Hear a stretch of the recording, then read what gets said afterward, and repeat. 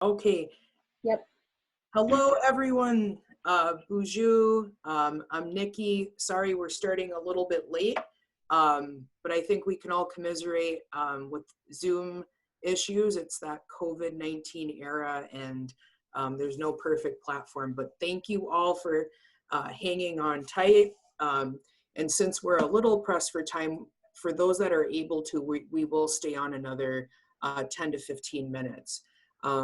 But just wanted to launch right in because we have a lot to cover. So we're just going to jump right into things. Thank you all for joining us today, those on Zoom. And then I'm assuming that we're Facebook Live now. If that's the case, hello to everyone on Facebook Live.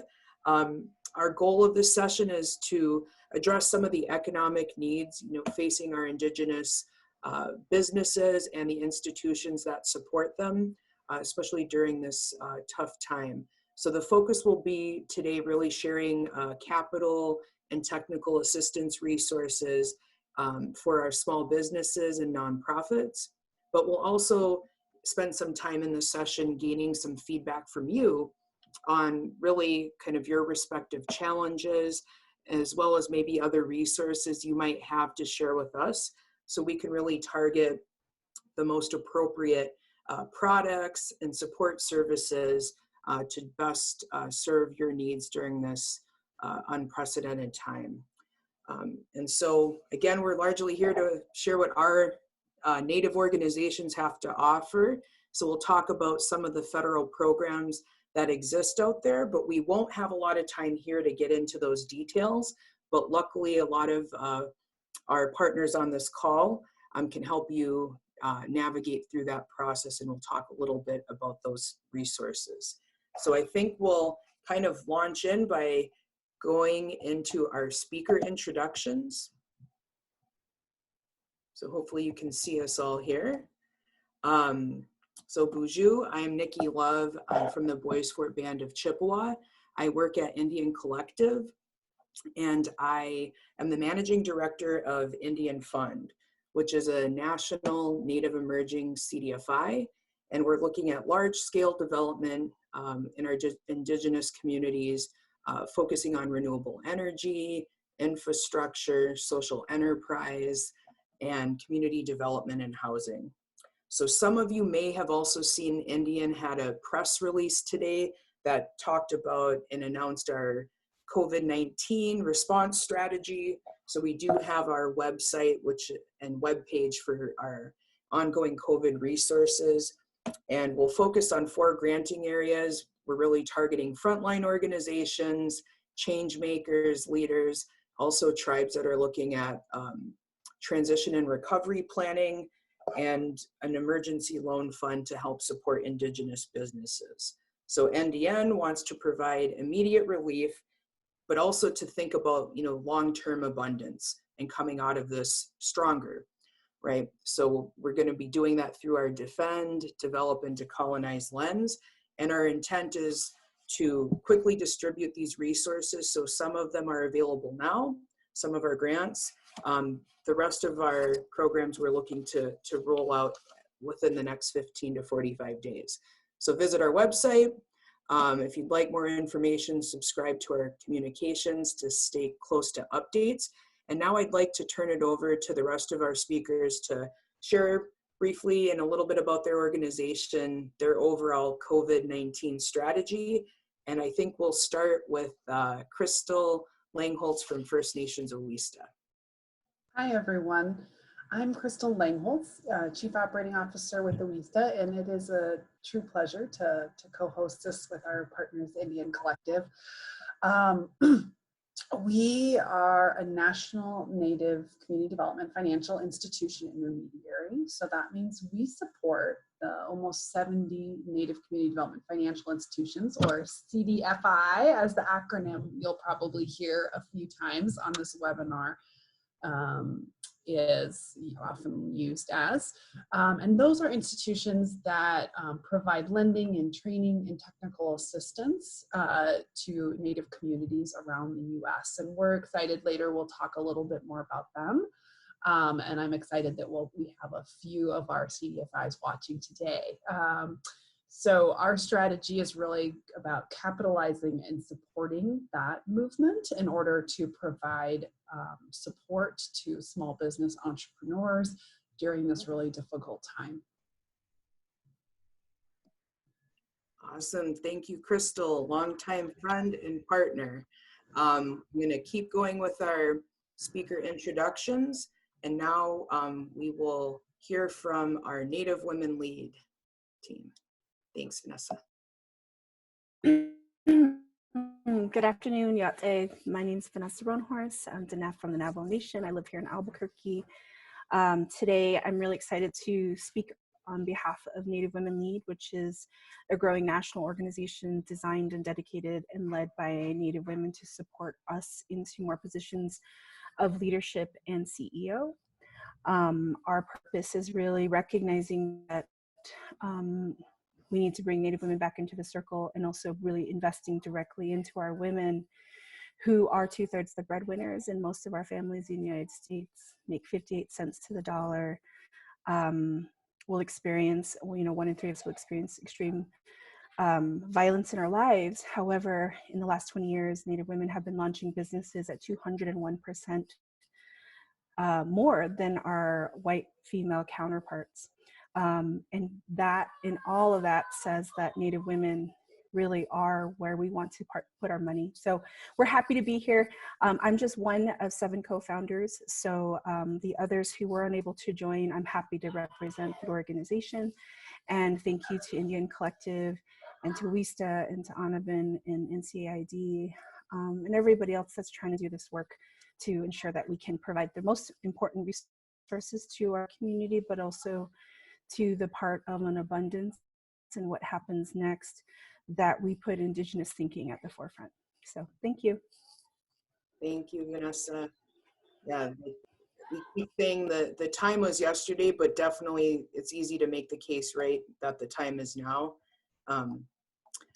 So now I'm going to turn it over to Team ONABEN, and then we'll hear from Chris James from the National Center for American Indian Enterprise Development and the famous host, right, of the RES conference. So take it away, ONABEN. Hi, everyone. I'm Lahoma Davidson. I'm the program development specialist and training specialist for Team ONABEN. Jen is also on the line with us. I'll let her introduce herself. We are a direct services technical support organization, and then we also offer resource technical assistance to other nonprofit organizations in the economic development world. And we are thrilled to be here. This is quite an impressive team that's been put together, and it's truly an honor to be a part of it. So we're looking forward to this call, and at the end of it, of course, you'll have our contact information, and we look forward to hearing from everybody. Thank you. Yeah, I agree. It's an honor to come in a circle with amazing organizations like you all, and being able to bring these resources to our communities. And so my name is Jennifer Tomasic, and I'm the communications and training specialist for ONABEN, and I do a lot of technical support for these businesses and artists and entrepreneurs that are doing the pivoting right now to get their services still going and possibly getting online. So I've been doing a lot of trainings to help people get an online presence to keep their business going. So that's been kind of at the forefront of kind of our response for COVID right now. So it's an honor to be here. Thank you all. Great, and hello everyone. I'm Chris James. I'm from Cherokee, North Carolina, descendant of Eastern Band of Cherokee Indians, and I'm so happy to be among many of my friends and colleagues, some of the folks I've known for a long time. It's great to be on this wonderful panel with my partners. The National Center for American Indian Enterprise Development is an organization that was developed solely to support entrepreneurs as well as tribal enterprises and tribes as they are doing economic development. We have 7 offices around the United States, and we have various programs that support procurement as well as business and entrepreneurship development through our networks of, we have a minority business development funding source where we cover 23 states. We have a procurement technical assistance center that covers 25 states. And then we have some support from the Small Business Administration that covers the rest of the United States. So we are definitely a technical assistance provider. We are also an emerging Native CDFI. So eventually we will have a wonderful loan product to support our tribes and our Native businesses. And I'm looking forward today looking forward to the conversation today and be happy to answer any questions. So thank you for letting me be part of this. Great, thanks to our esteemed panel, virtual panel. I really miss seeing human beings in person. So we're going to be doing some polling in this session to get your feedback on some of the issues that are affecting you, but we wanted to include a fun kind of preemptive test poll just to make sure that the feature's working, but also this is like a heavy, we understand too, it's a heavy conversation, so maybe we can add a little bit of levity, a couple of laughs.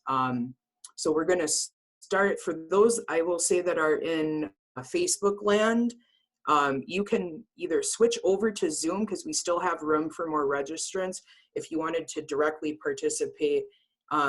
Maybe not in this poll, but the more serious polls coming up, you're also welcome to type in answers into the live feed if you're comfortable, because we will be collecting those and reviewing comments. So just know, ongoing, please put thoughts, questions, ideas there. And same for those on Zoom, can do the same with the chat feature, because we might not be able to address everything, but we're certainly going to have a follow-up after today. So the first poll and hopefully we can, our comms team's got that up. Would you rather fight 10 duck-sized horses or 1 horse-sized duck?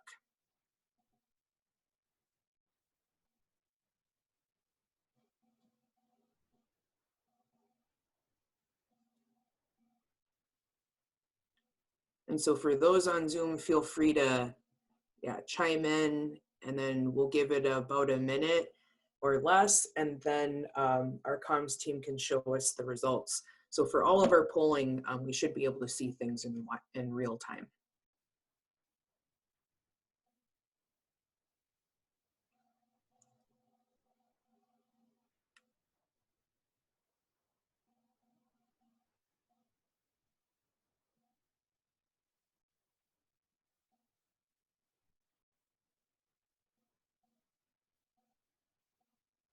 All right, I think maybe 10 more seconds, unless, folks must be thinking hard about this one, but maybe 10 more seconds, Indian comms team, and then we'll post the live results here. Yeah, we have the poll in, so sharing that now. Very cool, thank you.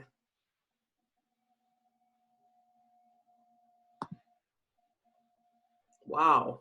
50-50. That is a completely even split. I'm sorry to tell half of you that you're wrong, because it's much easier to fight 10 duck-sized horses. Just kidding. There's no right answer, but I have thought about that and like sat there and visualized like me in each scenario. So that's what I do in my free time, folks. So we can thank you, Jade. But now that we've had a little fun with that one, we can go to a more serious question, serious poll that'll kind of get us started for the rest of the session. So I'll scroll down in the slides, and this one, we really want to, like I said, understand what's affecting you during this time and what you need kind of help with to get through the other side. And we do understand, like, even in the last 4 weeks or so, there have been so many businesses that have had to lay people off, that have had to downsize. Some of them have closed their doors indefinitely. And so this question, how much additional capital does your business need in the next 6 months as a result of COVID-19, will help us as we're doing our planning efforts, and building out some of those loan products and other support services. So please take some time to answer this poll. CDFIs that are online or other service providers, please kind of answer on behalf of the clients that you serve. And as you're thinking about it, this would be additional capital above and beyond what you kind of ballpark that you might make in like net income or your earnings over the next 6 months. So we'll take a minute or so to answer this poll. Thank you.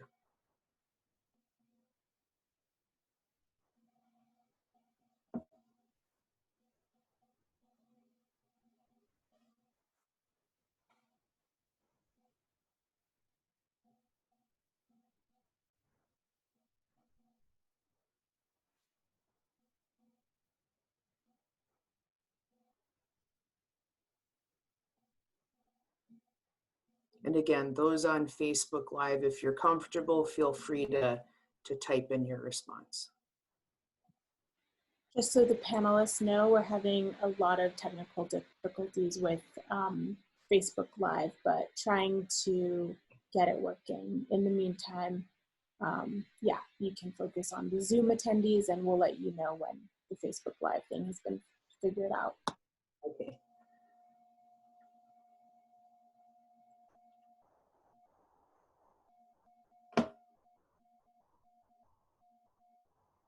Well, luckily there's not a response back feature because otherwise that could be awkward, right? Speaking to an empty room.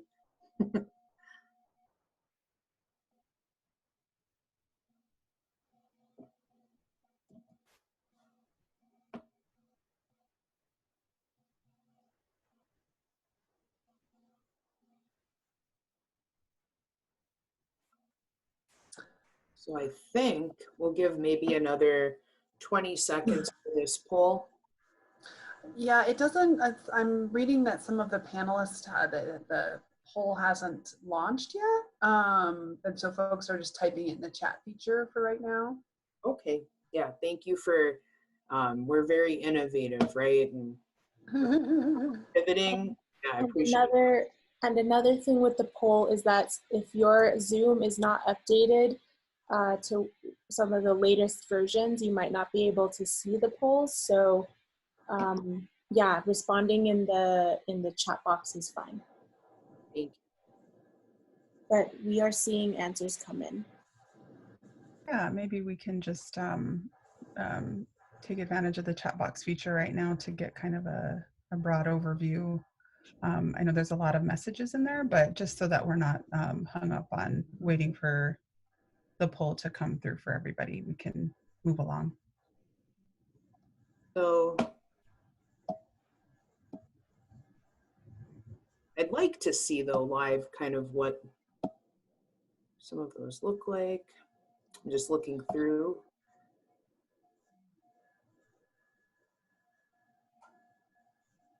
Yeah, thanks to everyone using the chat feature. Yeah, thank you. So it looks like there's a considerable range of where people are falling. So a number of 25 to 50,000, and then still a number with over 500,000. So anyways, we appreciate this. We're gonna, like I said, assemble this because it helps inform our response strategies and how we're developing those product lines. So let's see here. I'll minimize that and we'll go to the next slide. And like I said, sorry about the glitches, folks, but we do appreciate that because it will help us with our forward planning. And so now we're gonna spend some time turning over to some of the challenges, some of the opportunities facing our different Indigenous, oh, there we go. Thank you. Give people a little bit of time to take a look at that. So like I said, pretty evenly distributed. And then we got those that are in the chat feed. So we're gonna turn it over now to Vanessa, who will kind of bring us into some of the challenges and opportunities again facing especially our smaller businesses. So take it away, Vanessa. Okay. Thank you for that. And thanks for that poll. It's it's so important.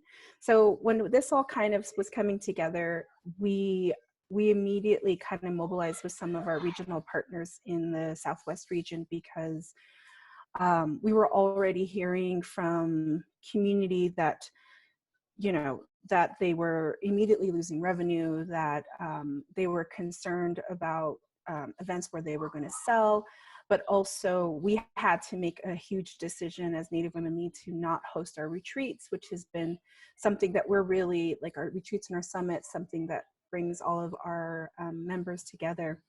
So we sent a survey out, and what we learned in about 2 weeks, and I'm so sorry if it's too loud, I have children in the back who are supposed to be quiet, but they're not.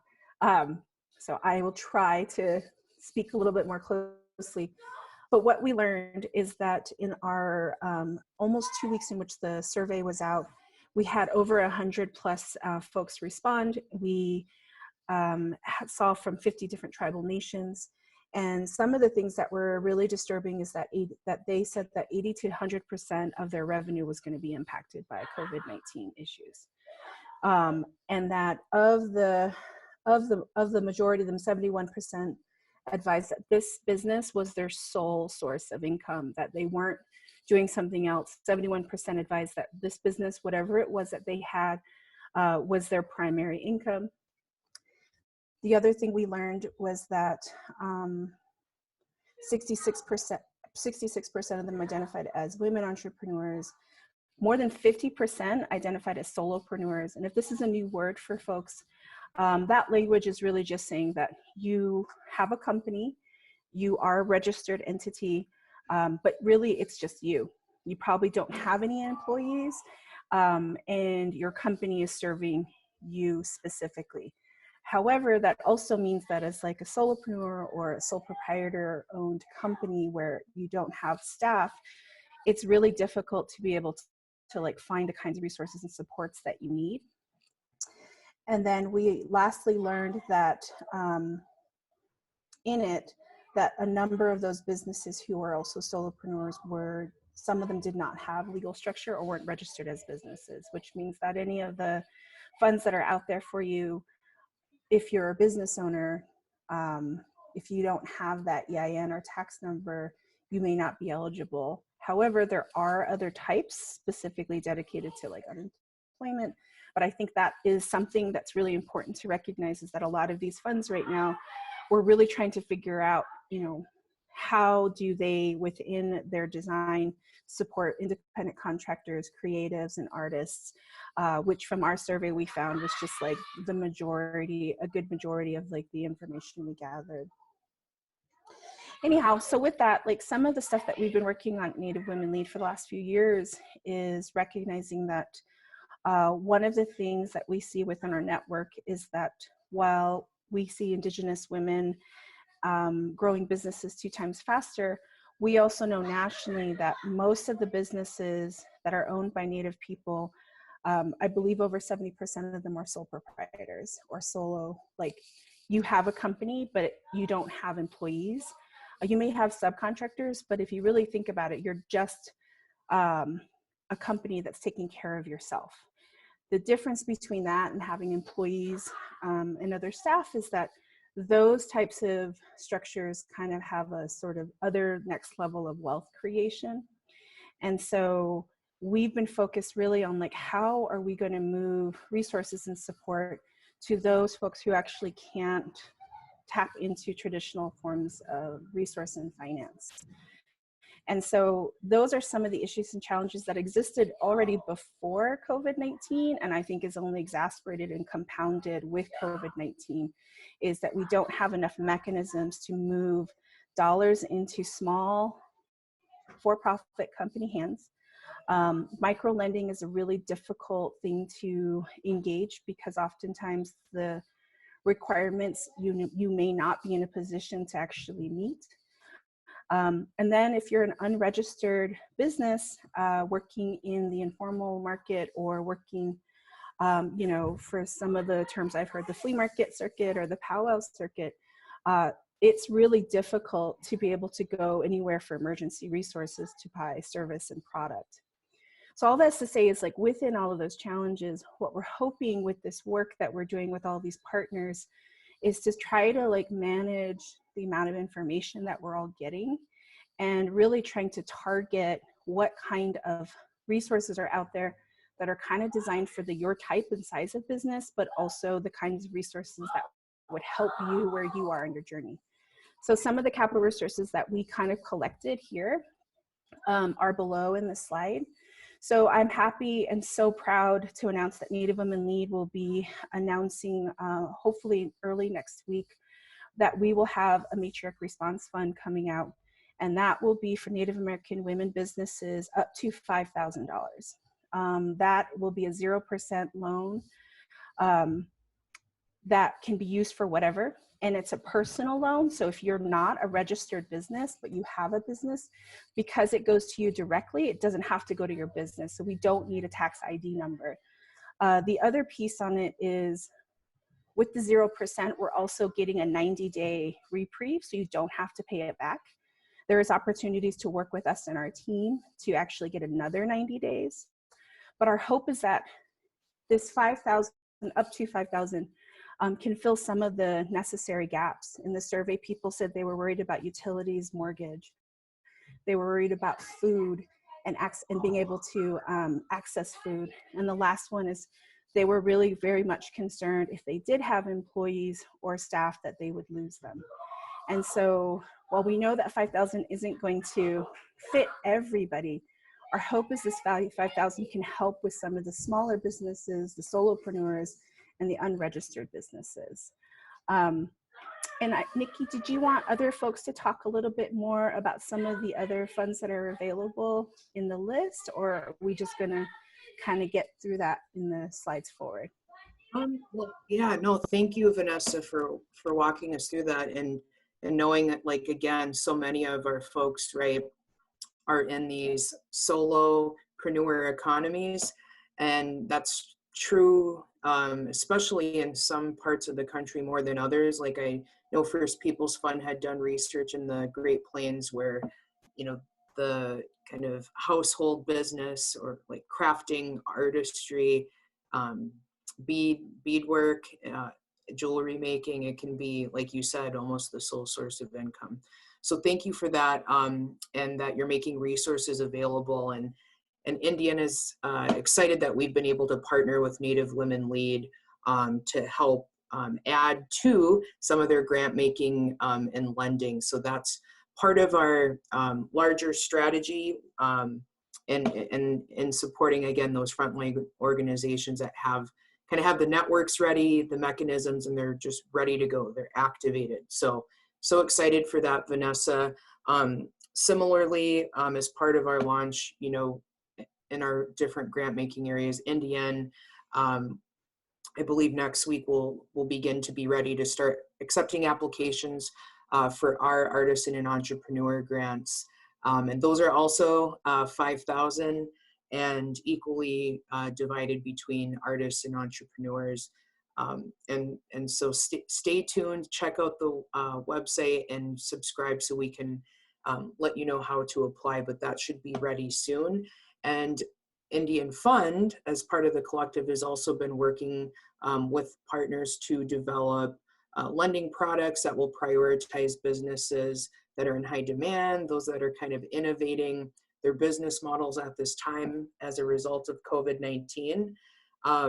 And right now we've talked about loans in that space for businesses ranging from like about 10 to 50,000. And I can share in later slides other things that we're exploring that we'd love feedback on. But otherwise, maybe Crystal, did you want to say a word on Native CDFIs as sources of capital and resource? Absolutely. So as I mentioned, Native CDFIs, there's about 70 throughout the nation. Those are Native-led, oftentimes loan funds, but also sometimes credit unions or banks that are really focused on lending and providing capital in their communities. And we'll have a super awesome little map of those later. and as well as there are traditional CDFIs, which are to say they don't specifically serve Native clients, but are doing that same kind of work where they're trying to provide resources for marginalized communities, as well as you know, our entrepreneurs and our individuals throughout the US who are engaged in this space. So with that, I will just say that the lending that our CDFIs are doing is very innovative. So right now we see a lot of folks doing emergency loans for consumers, right? So helping folks, you know, keep their bills paid and lights on during this difficult time, as well as emergency loan for small businesses, helping them trying to survive through this period. So we'll give you a map and resources where you can tap into those. And I know we're lucky to have many CDFIs that are actually participating in this call, and would love to get connected with the entrepreneurs that are here as well. Awesome, thanks. Yeah. Oh, sorry. No, jump right in, Vanessa. I just wanted to say, and you know, when we get to that section on the map with CDFIs and the credit unions and everyone that's trying to provide lending support and technical assistance support, you know, when we think about these loans that we're trying to cultivate and bring together, it's really around emergency response, but the ability for us as Native people and Native organizations to work together so that we can ensure that as people need resources, we're pushing you to the right source, because it takes a lot of time and effort to actually do all the paperwork, to do the research, and then to do and go after something where it's not actually going to solve the pain points you're experiencing, that maybe you don't have the right paperwork or the structure for that loan product. The idea is like, how do we help you all think through this and streamline those conversations, because we don't have time to waste. And then the last piece long term is the technical assistance partners here. They're the ones that are about sustainability and resilience. Like, I know $5,000 isn't going to solve anyone's problems. However, we hope the $5,000 can support you with what you need most emergent today, with the intention of really trying to build these relationships with all of these partners. So I'm so grateful for this call, because I think that's something that's really important from our end, is to be able to expand the fund, but also really expand the partnership and relationships. Yeah, thank you, Vanessa, and thank you for everyone sharing. I know further slides will go into a little bit more detail about the SBA, but there are up to, for smaller businesses in particular, really small businesses. I know the definition of small business is like 500 or less, but I think in our circles it's much smaller than that. But there are up to about $10,000 in advance relief funds that don't have to be repaid, and those are open to self-employed businesses, independent contractors, and nonprofits. So I won't go too much into that, because Chris will, I think, cover some of that a little bit more. But I also wanted to share there are even more resources than we could ever enumerate here. Someone on my team shared one from like Duke's Business School. They have a COVID capital relief app. So I'll try to drop that, or maybe one of our team members can drop that in the chat. And it just lists by country and by region the different types of grants and loans and other cash equivalents available to entrepreneurs and nonprofits. So I think it's worth checking out, but there are plenty of other resources that we just don't have time to fully share here. So hopefully we can get, like I said, that link to that app in the chat box here soon. Otherwise, I think, Vanessa, this slide is still yours, and I appreciate you sharing these links with us, and maybe you can share out with folks what we're looking at here. Yeah, so these links are just Google Maps. People with, and I didn't make these, actually my colleague Oscar Perry made these. He's a journalist kind of focused on next economy or new majority economy, which is short term for the future of the economy is really going to be driven by people of color. Anyhow, So these links are two. One is, the first link is the CDFIs. And then in that Google Doc, or when you open it, you can actually just click to see where the Native CDFIs are. What's really important about this is, as we're thinking about accessing money, whether it's going to be with SBA or going through your just your local Native CDFI, the key thing to note is, like, where are they located? One of the things, as you kind of start to get a sense of it, is like there are gaps across the United States. We don't see enough CDFIs, Native CDFIs, that are maybe reservation based. Not to say that the organizations don't want to do it. It's just, you know, we see a lot of geography not being covered. And so it's important to know where the resources are. And then the next one is SBA 7A lenders. For those of you that are definitely going to be applying to any of the SBA Emergency CARES Act money, it's really crucial that you take a look at this map and find out where are your local 7A lenders at. Some of the things that I'm already noticing is, when I've zoomed in, there's not nearly enough on our reservations, particularly here in the Southwest. That means that if you actually need to apply, you should make sure, A, you call them, find out what their process is for receiving and supporting potential borrowers. And then, you know, anecdotally, I've heard from other people who've tried to go to an SBA 7A lender. If they weren't already a member of that bank, they may not be taking new members because they're just as overwhelmed with the number of applications. So it's really important, before you leave your house or you put all of this energy, is to make sure to do your due diligence, find the closest SBA 7 lender, see if a Native CDFI is also a certified SBA 7A lender, and do some of that homework to save you time, but also to help you figure out what's the best place to sort of get that resource and support. So this is just a living Google Drive document with maps, and they've been plot pointed. For me, it was just really helpful to understand sort of the complexities we're going to see in the Southwest.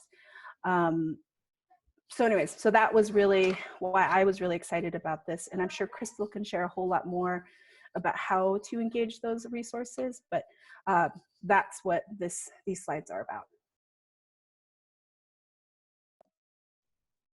Yeah, thank you. And I won't belabor too much more here, but in searching for like those Native CDFIs or native banks that might be in your backyard, I'll also drop, hopefully one of our team members will drop in the chat link. Let me try that again. A resource from the Minneapolis Fed's Center for Indian Country Development, where the 100+ Native financial institutions are mapped. So you see some of them in the blue pinpoints here, but it'll tell you also if they have business loans. It will not tell you if they're an SBA lender, 7A lender. So this link is awesome. Thank you, Vanessa. But we do have one Native American bank. It's actually called Native American Bank that is a 7A lender. So I think maybe this is a good time to maybe segue over to Chris. And just a reminder for folks, we're leaving questions towards the end of the chat. So if you do have questions on specific things, keep dropping them in and we'll try to address as many as we can. But Chris, I'll turn it over to you. I know that your organization represents Native businesses and I believe some of those that are right outside of that 5 employees or less group, so but are still considered small. So just really interested in hearing from you, kind of what are some of the issues and challenges that these businesses that you work with might be facing right now. Great, thank you, Nikki.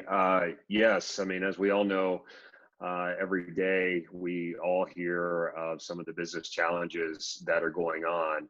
I would say, you know, roughly 50 to 60% of all of our clients are having some type of impact under this economic pandemic that we're dealing with.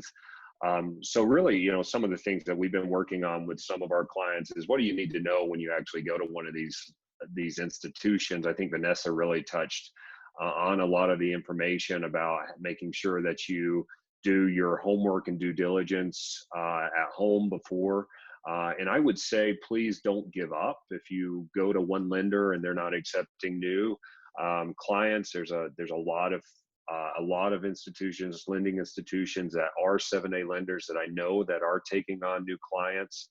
I talked to, for example, a bank just this week where over 40% of their PPP loan applications are actually from new clients, for new people that are not bank members, and all of their businesses is actually doing online. So one of the advantages of technology for the banking industry is that the majority of your activity and ability is you can apply online or even pick up the phone and call a banker. So Vanessa gave some really great advice on that.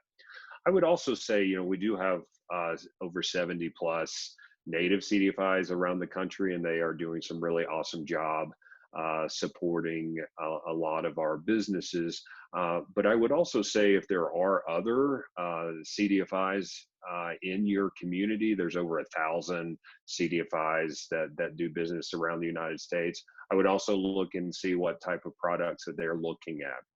Specifically, if there isn't a Native CDFI that serves your area, there could be just a general CDFI that also has very similar products that you would be able to qualify for. So I would urge you to do that due diligence and look at all the lending institutions available to you. And there's a lot of great resources out there. Later on, I think in one of the slides, I do have our National Center website, but I would also, U.S. Chamber of Commerce has a great website for small business support. I know that all of the organizations on the phone, we have various sectors of support, so resources for you as well. So lots of information out there on how to apply. And I think later on I'll talk some specifics of the PPP program.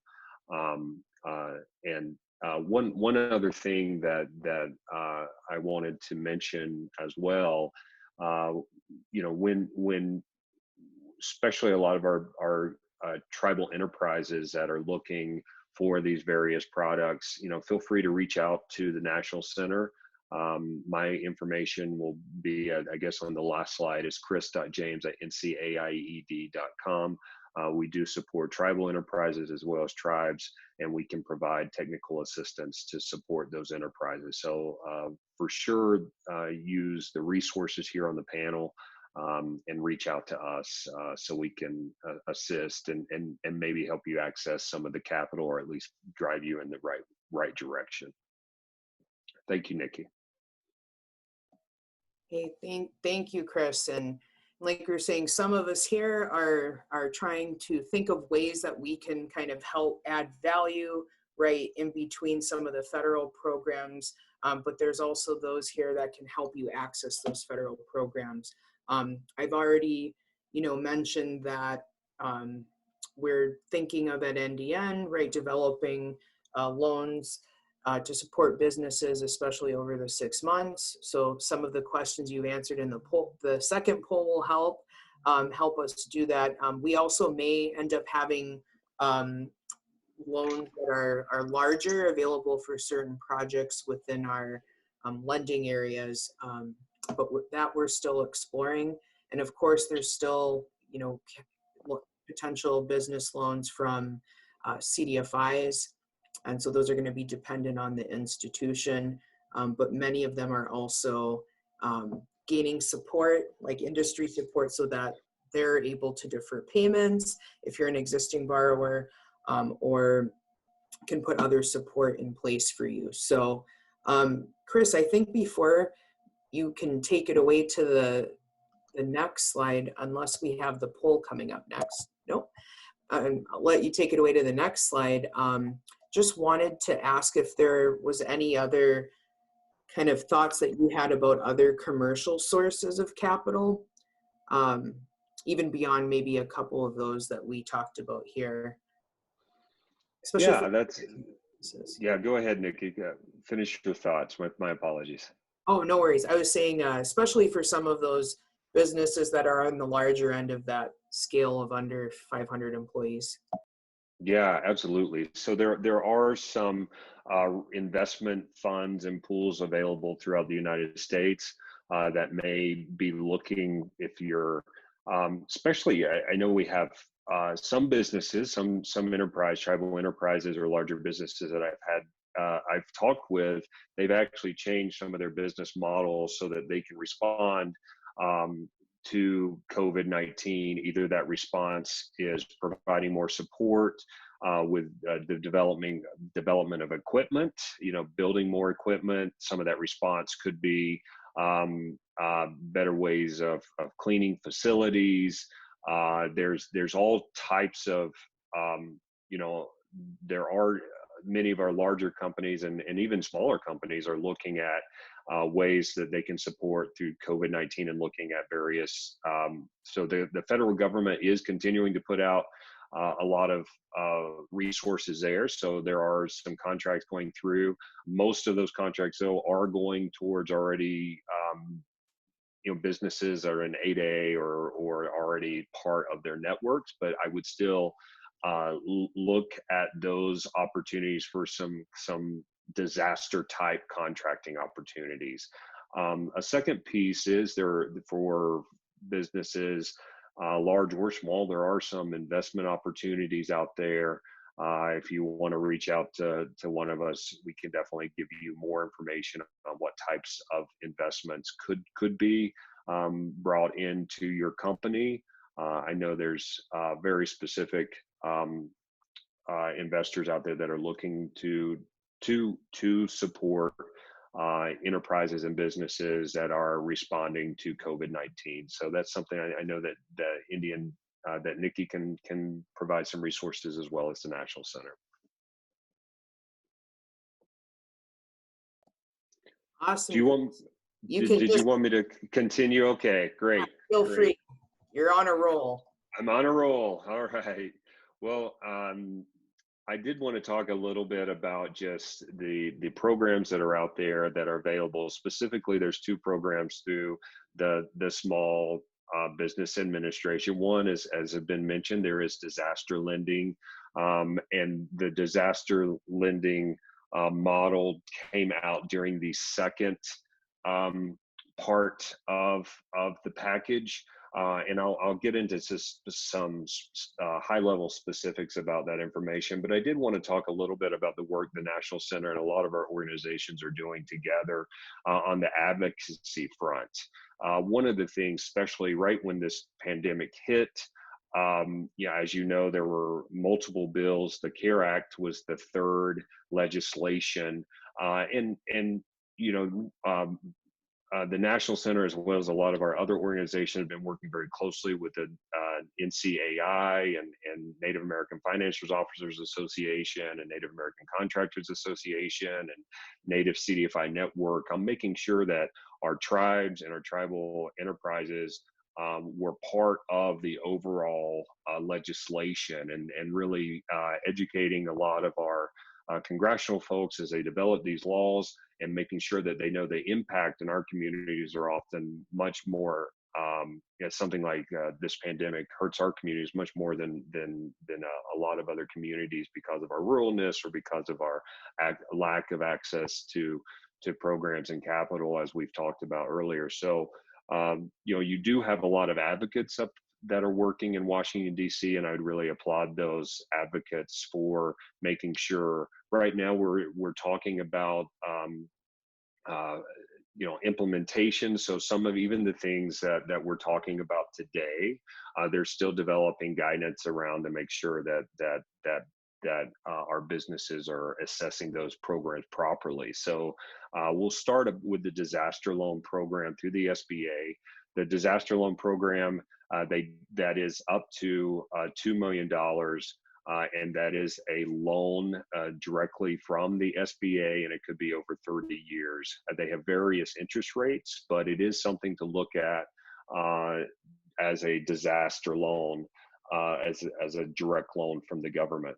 The second piece I want to talk about is the Paycheck Protection Program. And the Paycheck Protection Program through the SBA is the one that you've heard a lot of information on about it's the loan through a lender. We've talked about that. Various lenders that are already doing 7A specific lending, and that loan specifically, folks that are eligible as small businesses with fewer than 500 employees. Now, I will say that does depend a lot on the industry, on what type of business is. So there could be a business that have more than 500 employees, but really focusing on 500 employees and less.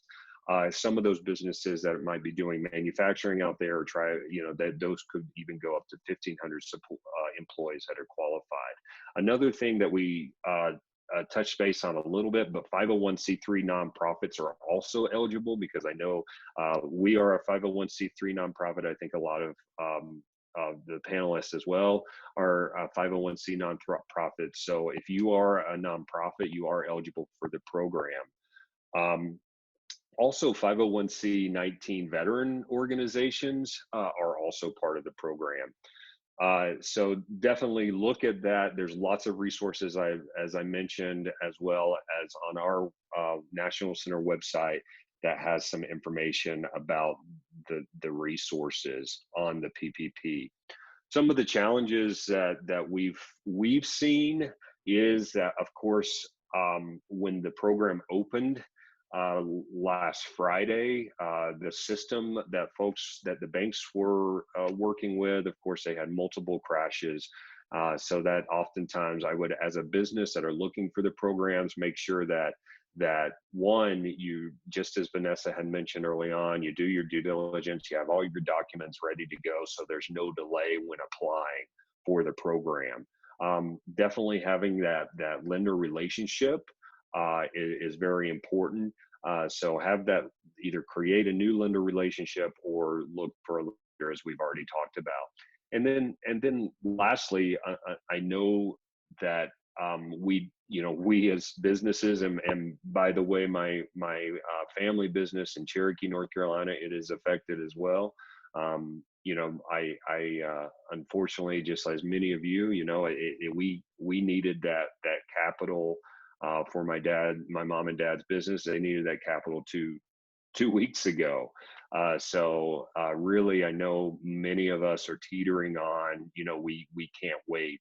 But I will say that, I know that many of the businesses that we work are applying for the funds, and I have not heard yet if any of those funds have been approved, but I would say over the next couple of weeks, funds will be moving to our businesses as part of the PPP.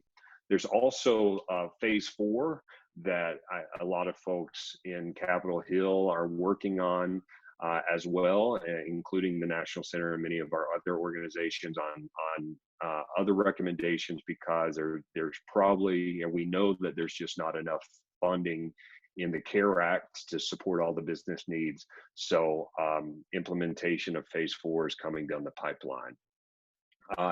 Nikki, I can't see the slide in front of me. Is that, did I touch base on everything, or was there another bullet you wanted me to touch base on? No, you definitely covered it. And I would say for folks that can see the slide, then it also has a link to your COVID-19 landing page at the center. And I did sit in on a webinar that you had done last Friday with SBA, Native American Bank, and a few others. And that if people are interested, I was able to look at the link ex post facto. So you can just register, it gets you right in, and then it does go into some pretty good detail.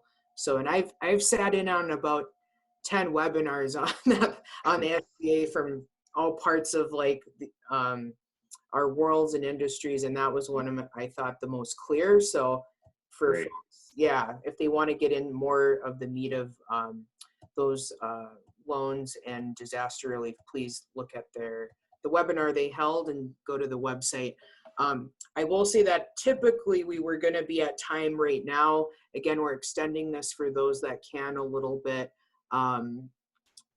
just to be mindful that we had more to cover. So if any of you have to jump off, this recording will be shared out. And if any of our panelists have to jump off, I think Vanessa might be one. She's in high demand. That's fine, and we'll keep plugging along here. For those that are still on with us, would love to hear back. Chris touched on some high points and some challenges. We've heard from some businesses too in our circles that, it's hard to navigate everything that's available. What do businesses do if they're unregistered? This application process can be somewhat burdensome. The wait times can be 7 hours when you're calling the SBA. And so of course, like, they're used to doing $20 billion, right, in these loans every year. And I think it's 350 billion. So we all have capacity issues. And so we'd love for you to spend some time on this poll. If the poll feature is not working, please drop your feedback in the chat, and you can choose more than one. But really, to help us, again, target resources, we'd really love to hear, what are some areas that you're looking for in terms of technical assistance.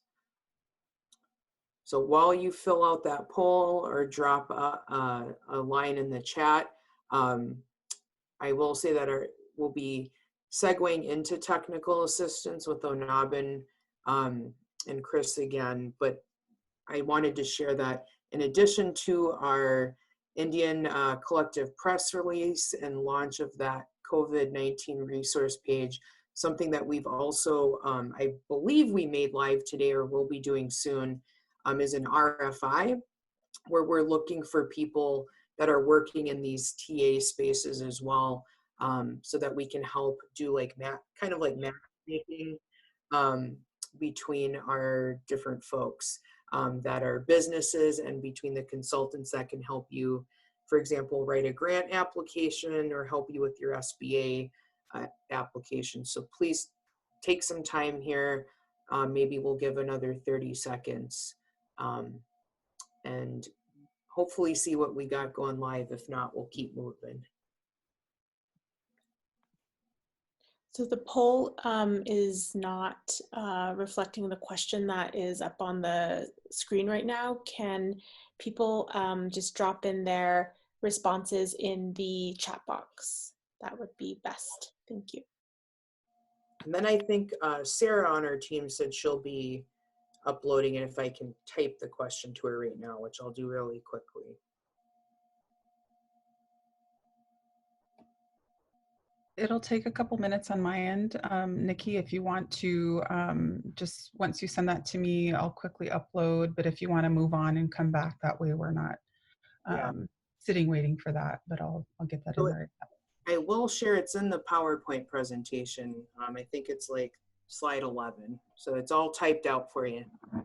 Nice and pretty. So we'll keep moving on. So thanks, folks, again, for dropping it in the chat. And I think a poll feature will be available if you're still hanging on with us. But again, and then if you're a Native CDFI or service provider, again, please answer this on behalf of the clients that you're working with.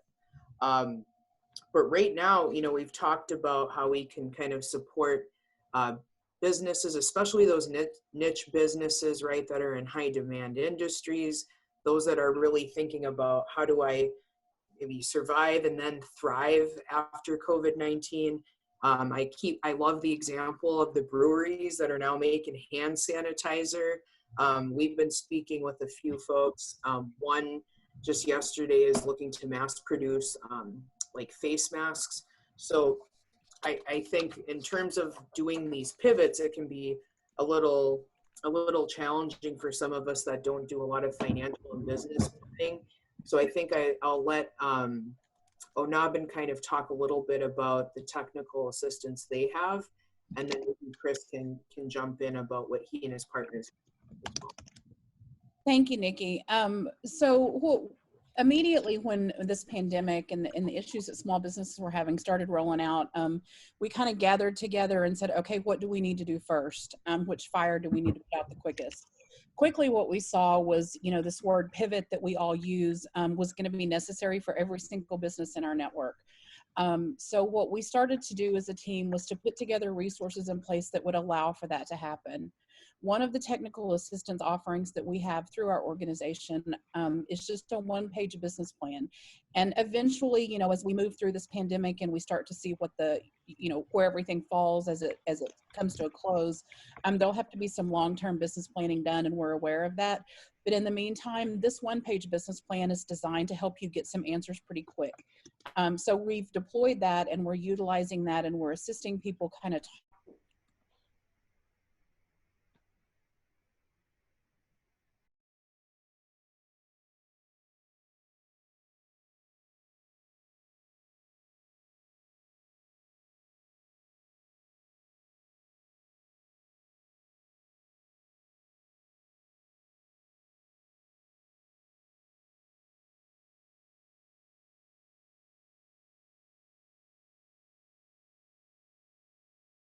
as a history of, oh, here, I'll let everybody do the poll. I think that just popped up in my chat. Sorry. Shall I answer? Okay. The poll just popped up for me. I would say okay, so what, pardon? I was like, oh, I can't see. Okay, so what we've done to help with her, she has a history of tutoring, and of course right now we've got a lot of, you know, parents homeschooling and needing assistance with their kids. So she just didn't have an online presence. So a lot of our small businesses are pivoting. If they're not online, like the small business owners or even public speakers or artists in general, she wanted to be able to provide her services online. So I got her, I'm doing a lot of technical one-on-ones with the participants that we've been working with, and providing them, you know, some time to get them on Calendly, which is, it's a scheduler that ties kind of Zoom and PayPal in, so they can monetize their time and still, you know, their speaking engagements to the public have been canceled or postponed, but they can still, like this lady, she's going to offer tutoring sessions so she can get income coming in. So we're doing that. We also have partnered with GoDaddy to provide an amazing program called Empower, and I put that in the link if you guys would want to register for the next intro class. This is free for anybody that wants to enroll. The only stipulation is it's an online curriculum. It helps you to learn how to get your company or your business online. And once you finish the curriculum, the 3 modules and the 2 surveys, ONABEN will send you a code and you'll get up to $500 of GoDaddy products for free. After the 2 years, it's discounted up to 75%. And this is really awesome because it allows people with no capital to get, you know, to put towards getting themselves online. They not only get education, but they also get the tools to get online. And then they get GoDaddy coaches, they get GoDaddy support. So that's a very low touch kind of training opportunity we have. And then we also, obviously, like I said, provide the high touch where I provide my schedule and try to help people get their presence online and get their services online so they can still get an income coming in. And so those are the 2 kind of areas that I help with and our participants in ONABEN. And please go to our Facebook page. Like our Facebook page, we're posting things all the time. We have a coffee break on Fridays where we can do general discussions. And then also you can see what upcoming training events that we have going on. So Lahoma, do you have anything else before I get off here?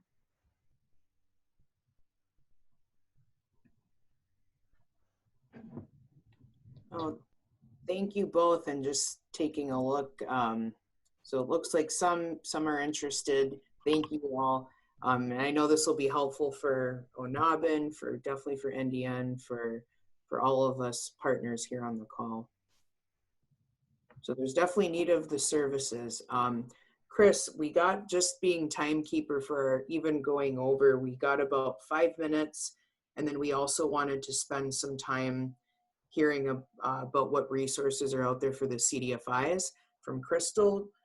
So do you have, maybe in a minute or less, want to share kind of what you got or direct people on how to find your TA resources? Yeah, absolutely. Definitely on our Facebook presence, LinkedIn, Twitter, all of those type, check us out on the National Center for American Indian Enterprise Development. Our website is fairly updated with COVID-19 resources. We will be having our next Native Edge Institute webinar April 16th, which we will be focusing on what businesses need their accounting to access various federal programs, but also just for your overall continuation of cash flow and making sure that you know, what are some of the accounting things that you need to do. We will also touch base for tribes on auditing purposes. So what do tribal enterprises or tribes need to do if they're getting these funds? What type of audit information do they need to have? So those are two topics that we're going to have starting on our April 16th Native Edge Institute, Virtual Native Edge Institute webinar. And we'll be having one every other week for the next few weeks. So wanted to plug that in. Again, www.ncaied.org. You can get additional information or reach out to me directly. Thanks, Chris. And thanks for those folks that maybe didn't have back-to-back meetings and able to stay on, same with their speakers. And I know, Crystal, we're saving the best for last, we'll say. Exactly. No, just giving you a truncated form, so. Yeah, no worries. I can cruise. So we do have some Native CDFIs on the line. Some of you had to hop off, but for Native CDFIs, most of you all know our resources, but just to hit it home, we are doing hardcore fundraising right now, both Oweesta and Indian, actually in partnership on behalf of the Native CDFI industry. Our two focus areas of things we are fundraising for are going to be operating grants for you all, because we know that many of you are taking huge hits. You're not bringing in as much earned revenue since you're deferring all of your loans for your clients. Thank you for being there for them. And loan loss reserve funds, because you know, things are going to be tough. We also provide lending capital. We just launched a new line of credit product. Applications are going out on Monday for you all that wants to be part of that. But that's to help support emergency loan programs that are getting started here, as well as any sort of shorter term lending product like that. So those are coming out from Oweesta. Watch that. Of course, technical assistance support to our Native CDFIs. And I just wanted to, you know, hit home with there are a lot of, for those of you who are working with nonprofits, there's a lot of regional and national foundation grants that are supporting both Native CDFIs and Native nonprofits. A really good list of that, I provided a link here, was put together by First Nations Development Institute. They have on their website a really good rundown of kind of like, you know, oh, the Otto Brimmer Foundation has a disaster relief you know, program for nonprofits, and all these kinds of different resources for Native nonprofits. So check out that. We're actually working on compiling a list ourselves, but that one is very good. Last but not least, as Chris indicated, the Payment Protection Program and other aspects of the CARES Act is available for nonprofits. The Council of Nonprofits did a really nice job kind of breaking down which parts of the CARES Act are available for nonprofits. And so I just wanted to share that link. It's pretty usable. And there was a great question, Lakota, I saw put in the chat box earlier about Native CDFIs being eligible for, whether they're eligible for the PPP program because they're a lending institution. There's been some good dialogue around that with the SBA. Absolutely, Native CDFI is totally eligible. We have been to the highest level of the SBA to get that clarified and in writing, and have a partnership, of course, with Native American Bank, who's going to be processing a lot of those loan applications for Native CDFIs. We did a webinar on it this morning at 10 o'clock helping you walk through how to fill out the application. And so that will be one of the resources that we'll share out, the recording for that webinar. And I think I did that in 2 minutes. Done, mic drop.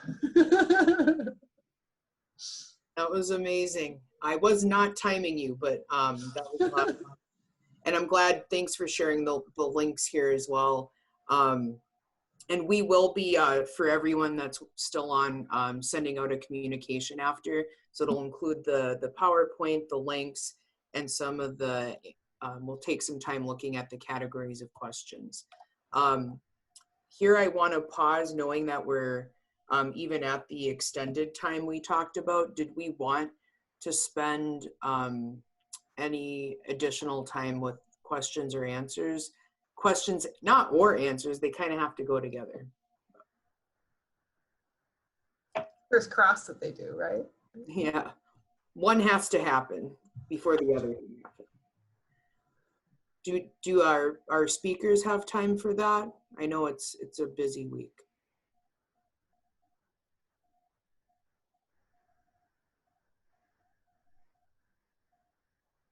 Just a thumbs up if you can, and a thumbs down if you can't. Okay, so we'll stay on for maybe, do we want to take Sarah and Jade, if you're able to absorb like the most frequently asked, and maybe we'll do 3, and then for all others, like I said, we'll follow up and organize those responses in a communication we send out, and we'll post it to our respective organizational pages. Yep. Yeah, so we can go through some of the questions. A question from Stacy: are the CDFIs working with SBA on loans, or is this separate?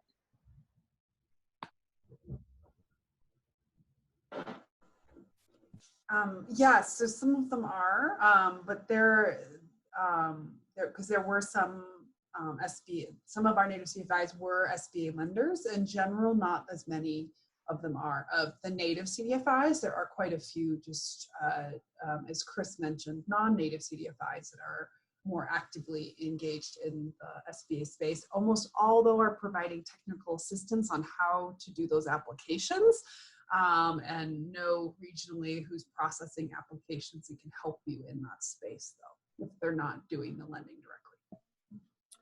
One quick piggyback question. Are you guys hearing if there are a number of Native CDFIs that are wanting to enroll as an SBA lender? I heard they may have expedited that process. I'm not sure if that's true. Yeah, I don't know the most recent updates on that, so maybe somebody else, maybe someone else can hop in too, but that was absolutely the intention, and there's a lot of advocacy going on right now to push for that to happen. Yeah, this is Chris. I agree with Crystal. A lot of advocacy pushing. Also, the new SBA administrator, she's from the Treasury Department, so she's very CDFI friendly. She understands what a CDFI is, and so I think there is going to be movement and more guidance out. I think the initial CARE Act, just because by the time when the law was passed, and how quickly they had to get the program everything started, you're only talking a 3-day, which I really commend, even though there have been some kinks. I really commend SBA on setting up, a $350 billion program in just a couple of days. So I think that was why the 7A were preferred lenders, but as Crystal said, it's being developed so that there's more lenders in the pipeline. As of the next phase 4 as well, we should see more support for in my opinion, more support for the Native CDFIs.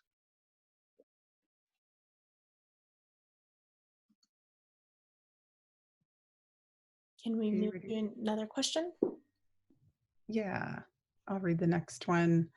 If you applied for PPP, can you apply for the other relief funds or grants available to small businesses that are offered, such as the SBA 10K, for example? And this is from Dawn. So I can start to answer that question. There are, so for disaster lending and PPP, You can apply for those, both of those. Where there could be some issues for some no cross-cutting is for the tax credit. There's another program where businesses can apply for tax credits. Those businesses who applied for PPP do not qualify for applying for the tax credits. Those are just some of the examples I know. I would really do your due diligence on just looking at the programs. Most of the U.S. Chamber of Commerce has a really good website. A lot of banks have developed their own website of saying, this is where you qualify here, this is what you qualify for there. And of course, the SBA has a great website as well as all the service providers here on the call.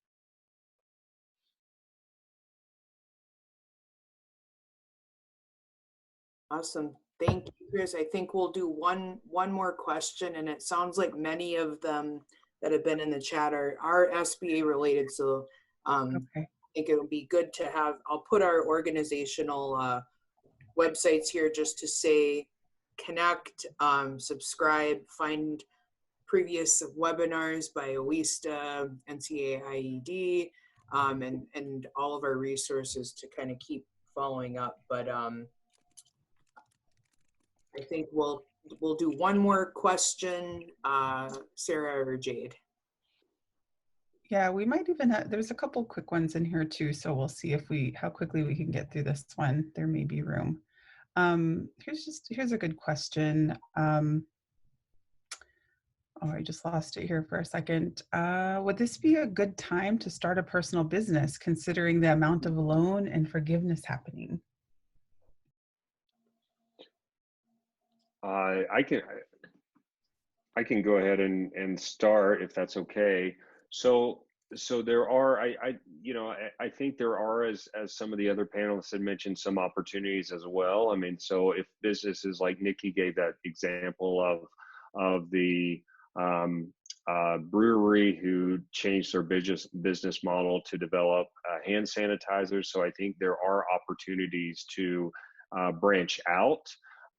However, some of the federal programs, you already had to be in business to apply specifically for PPP. You had to be in business before February 15th. So that is a caveat there. Maybe Jen or Crystal could chime in there.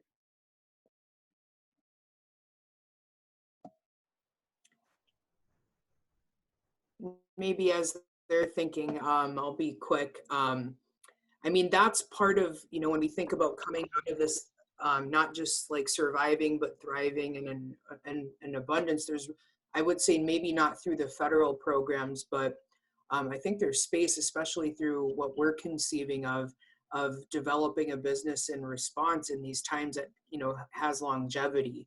So thinking of if you had a medical supply company or started that business and launched it, and then you provide a critical need now, but then you're able to secure these larger procurement contracts with hospitals, local, state, even federal government, like let's think big, then that certainly would be a good business to launch and start now. So I think part of it is thinking of where is that business, does it fit right now, and is it, does it have that regenerative quality to it?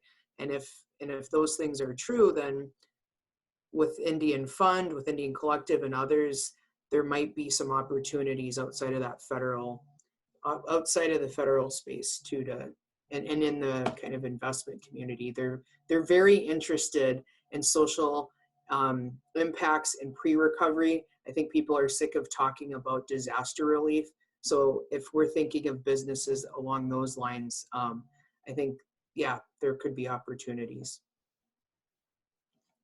Thanks.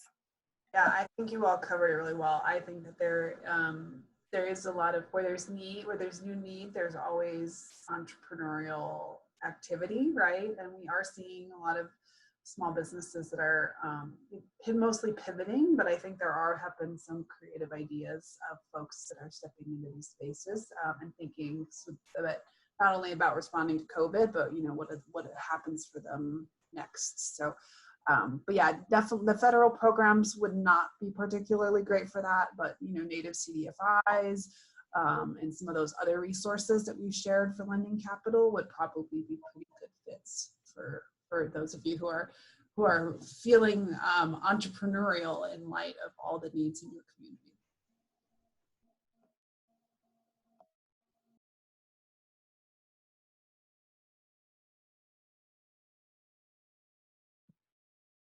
Oh, you're on mute. Oh, you're on mute.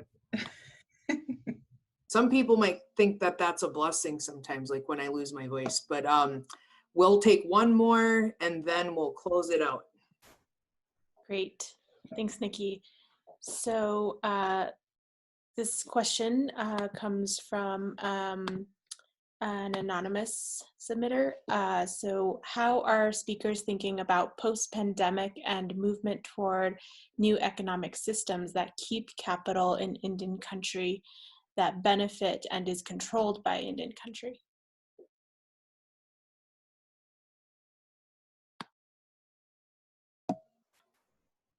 I think enter Indian collective.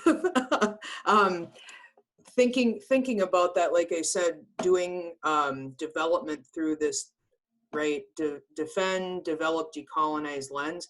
Part of what we're also doing is when we talk to investors, when we're talking to funders, they're also not just, they're funding the entire ecosystem, not just here's a capital that you can, re-lend out, make sure you make your spread, but it's also like, how do you fund the movement building work? How do we enter those spaces? Because I think that's something that our founder and a lot of our team members have, which is sometimes lacking in our communities, is that social capital. It's hard to access those networks. There's tons of research done. Morgan Stanley had a report of how, like, the $1 trillion blind spot that, businesses of color are underinvested in because they lack, one of the main things was that they lack connections to venture capital, to these private investors. And then when you get in the room, the pitch questions look and sound a bit different. So I think there is definitely an imbalance of power. And part of what, we're looking to do is not just to bring and source capital to projects, but it's also like how we're talking with all of our partners. And so that we're talking with the communities that their outcomes are the project outcomes, and they're not driven by the investor. And there's a lot of investors that are understanding, right, the collective wisdom that Indigenous people have, especially as it relates to thinking about renewable energy, regenerative, like forward-thinking development, that we're not depleting resources as we build structures. So I would just say, if you're interested in that, we'd love to talk more. Check out the website, but you have to do everything as an ecosystem. You can't have capital here, advocacy here, and then kind of the movement building being off in a different sector. They all have to be an integrated approach, and I think that's what has worked well here. And we're just getting started. So. I couldn't agree with Nikki more. I think we are, when you think of what we're dealing with now with the pandemic, as what was mentioned earlier on, what are we putting in place that will be after, strategically to our advantage after the pandemic is over. I mean, there's going to be a new normal of business. So how we as consumers, as American consumers, how we did business pre the pandemic is going to be a lot different than post pandemic. So how are our enterprises, tribal enterprises, as well as businesses, how are we reactive to that difference? And what do we need to do to change business behavior, as well as